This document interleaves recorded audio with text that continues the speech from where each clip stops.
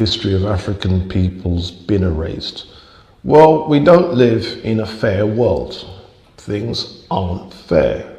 You don't get equal opportunities. You get the opportunities that you create for yourself. And if someone gets in there first and they conquer you, they colonize you, they enslave you, they simply make your history disappear to make it look like they conquered, colonized, and enslaved nobodies. We can go ahead and stop right there because he just went knee deep in the beginning. I mean, I think I love that. I love that he said that. I love that he said that because we need a wake up call today.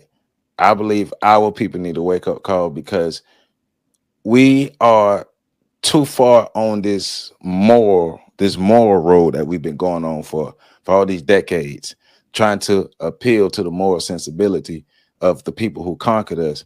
And they didn't conquer us through morals, they conquered us through force. They took what they wanted. And that's what he's saying. If you want freedom, you want your history, you want your dignity, you want to be recognized as a person, you got to take something.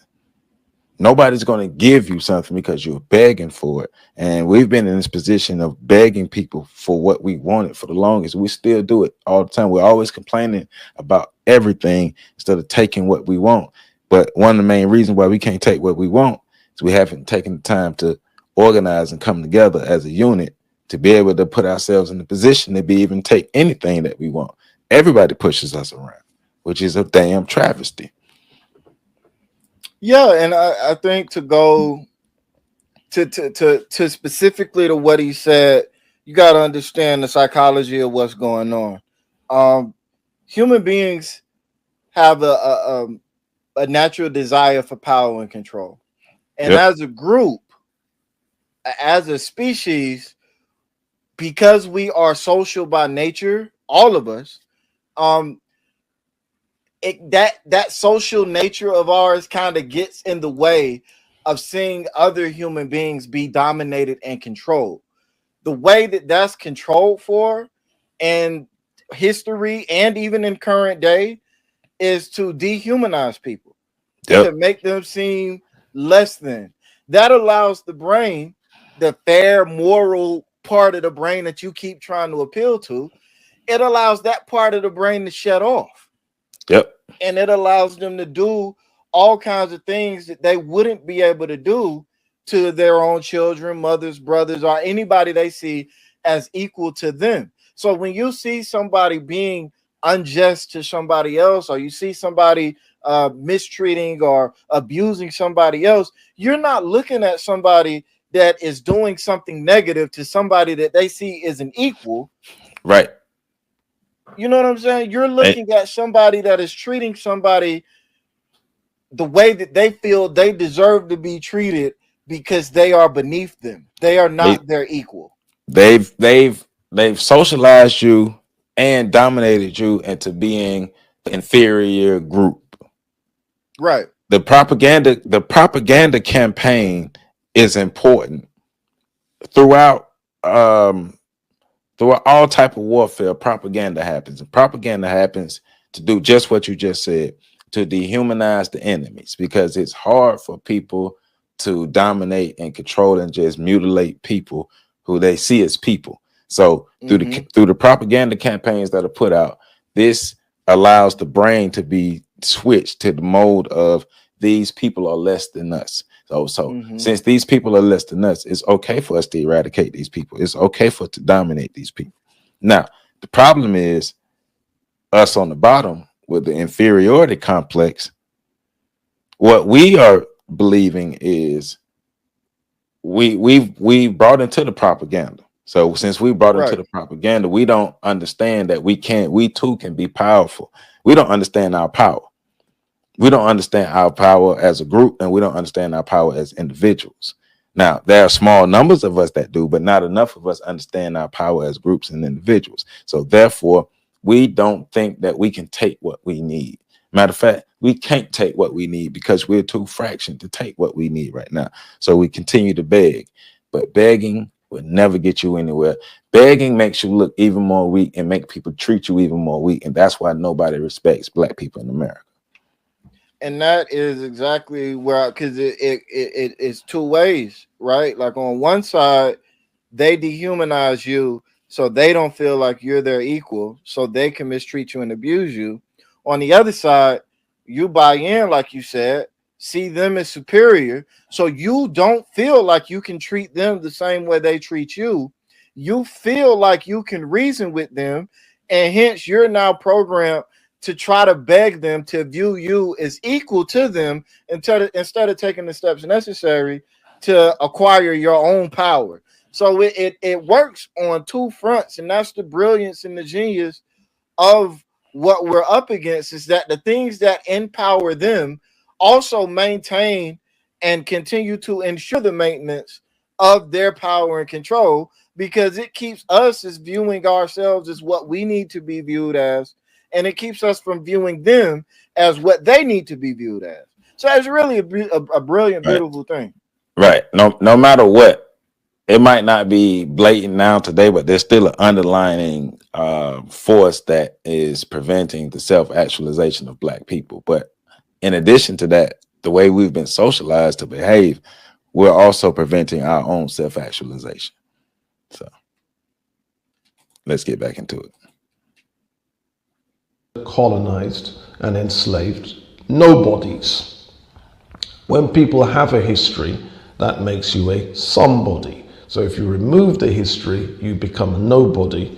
And so your history disappearing, nobody's lamenting the loss of that history. That's why conquerors, colonizers, and enslavers make the people whose history they've conquered, colonized, and enslaved disappear. There are psychological reasons why people would want to associate themselves with a history. There is a... Before we get into that, because it just further, stamping what we're talking about, removing the history of a people. Because that's even deeper than the propaganda campaign. That's an actual deeper step into the propaganda campaign, to actually conquer the people and then remove the people, remove the history of the people. When you remove the history of the people, you break them from their lineage. You break them from knowing who they are, from knowing where their humanity comes from. Therefore, you can shape their humanity the way you want to shape it. You can tell them what you want to tell them. Hence, what we have here today. I've been watching videos of Judge Joe Brown and the Real Dana. Shout out to them too. And they've been having debates about whether black people have culture or not. And we've had those conversations, so we don't really have to get into it here. But it's when you strip people of who they are, they're gonna adopt cultural practices that they come in contact with. And it might not necessarily be their own cultural practices, but they're gonna adopt cultural practices. We've adopted cultural practices, and we've been given cultural practices, and I'm gonna keep saying it, that has created the Negro mindset, and that is preventing us from being what we need to be in mass. There are small pockets of people doing it, but even in those small pockets, people are still not connecting. Now, yes, some people like me, this channel exists to help people understand their history, but people have to take the information and people have to use the information. But I'm still working on reaching a larger group of people. But there's still forces working against us that's even more powerful, because people love to be entertained, and people love all these things, all these other distractions that are really just in the place to help people help themselves not learn more about themselves, not learn more about their history, not learn more about the psychology and everything that has happened to us. Because there are a lot of people who know that something happened to us, but they don't really understand and have breaking down of why it happened to us and how it affected us. Because look at us today. Once again, they took our history from us, and now we behave as if we just came from nothing, and we don't. Well, you see it when you talk to people, and this is a conversation that's been had for years. When you see people talking about people that go to school to study Black history and get Black history majors, right? What's the number one thing I used to hear people say is, "What I need to study Black history for? I'm Black." You know, and you hear all kinds of disparaging comments about people that go to school to study Black history. You don't hear people saying, "What do I need to go to school to major in history for? I'm human." Right. Like you don't hear that. That's that mindset though. Right. And that's what I'm saying. Like that's what it is. So that's just further proof to what he's saying and what you're saying, that there are people out there, and when we hear this analogy all the time, when you remove people from their history, you're removing the roots from the tree. Yeah, that's a great analogy. It's a wonderful analogy. But there is a type of plant, not really a plant, but type of plant-based organism that doesn't have roots that can sprout anywhere, and that's a fungus or fungi.